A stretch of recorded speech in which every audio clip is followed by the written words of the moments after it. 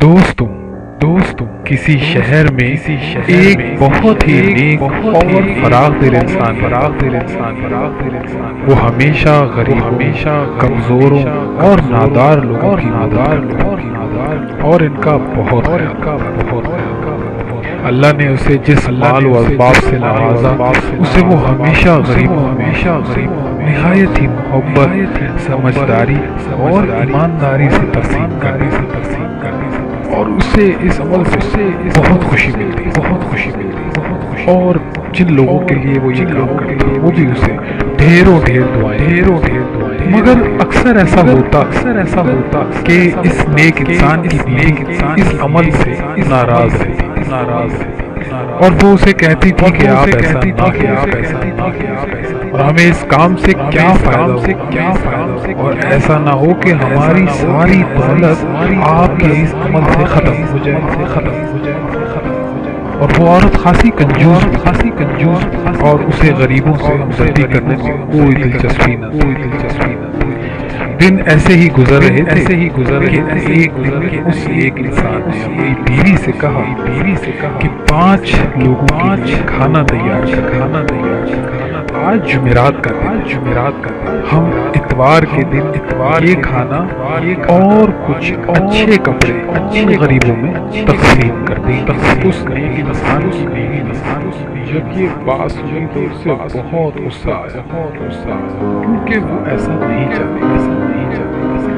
اور وہ اس سوچ و وچار میں پڑ گئی کہ کیسے اپنے شوہر کو اس کام سے یہی سوچتے پھر اچانک رات کی کسی پیر اس کی کسی کھلی تو دیکھا کہ ایک بزرگ اس کے سامنے کھڑے وہ انہیں دیکھ کر ڈر گئے مگر بزرگ نے اس عورت سے کہا کہ گھبراؤ نہیں میں تمہیں ایک قصہ سنانے آیا اور پھر انہوں نے اپنا قصہ سنانا شروع کر دیا بزرگ نے اپنا قصہ سنانا انہوں نے کہا کہ ایک دفعہ کی بات ہے کہ ایک ماہر شکاری جنگل میں شکار کرنے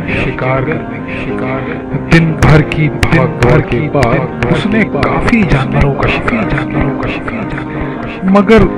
مگر اس کی لالچ بڑھتی یہاں تک کہ شام اور پھر اس کی واپسی کا وقت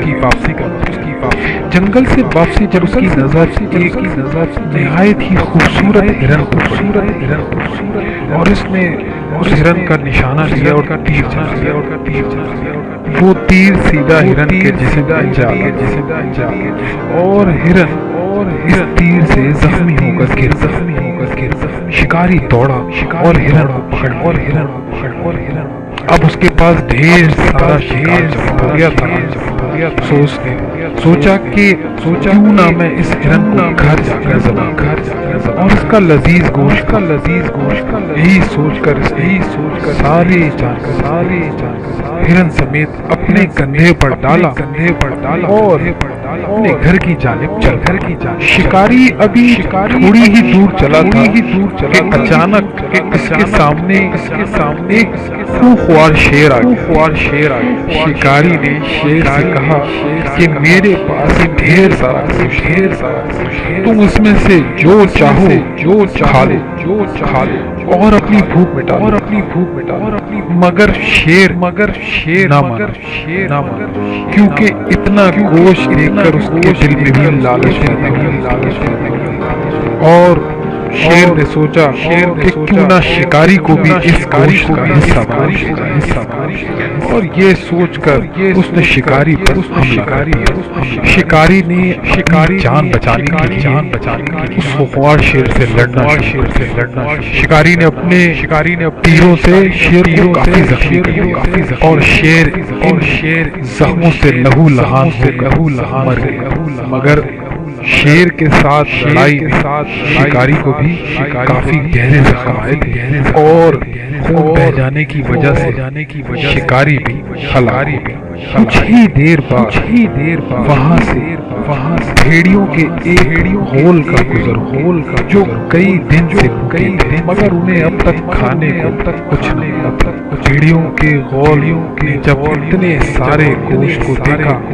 تو وہ خوشی سے بھیڑیوں کے سردار نے کہا کہ آج ہم سب پیٹ بھر کر کھانا کھائیں۔ مگر سردار کے اتنا سارا گوشت دیکھ کر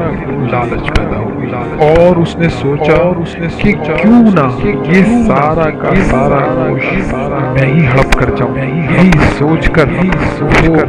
اپنے ساتھی بھیڑیوں کے ساتھ لڑ پڑا اور اسے اپنی طاقت کا بہت ذوق اور وہ یہ سمجھتا تھا کہ سردار ہونے کی وجہ سے تمام ساتھی بھیڑیوں پر غالب آ گئے، لیکن وہ تمام بھیڑیے بھی انتہائی بھوکے تھے اور ان کے لیے یہ نادر موقع تھا کہ وہ اس گوشت سے اپنی بھوک مٹا لیں، لہذا وہ سب آپس میں لڑ پڑے اور ان کی آپس کی لڑائی کی وجہ سے وہ گوشت میں سے کسی کو بھی میسر اور وہ سب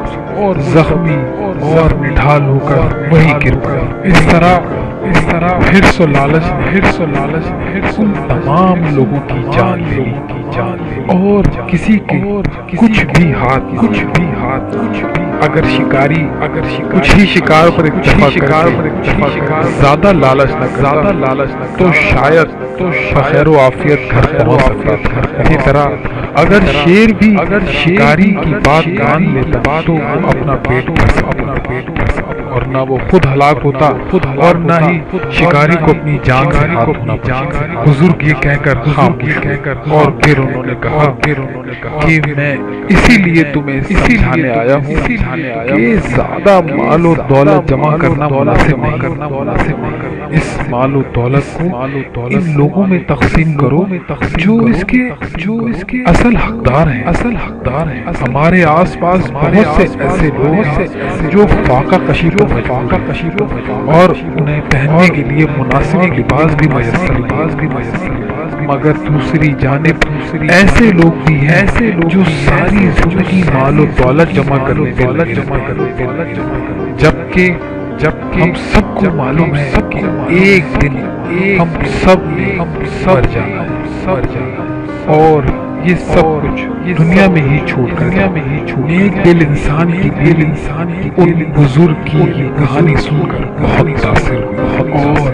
ان سے اپنی اصلاح کرنے کا وعدہ کیا۔ الگ صبح اس نے اپنے شوہر سے کہا کہ میں اپنی گفتگو اور سوچ پر آپ آج ہی مجھے سامان لا کر دیجیے گا اور میں خود اپنے ہاتھوں سے بہترین کھانا اور ہم دونوں مل کر یہ کھانا اور لباس ضرورت مندوں میں تقسیم کریں۔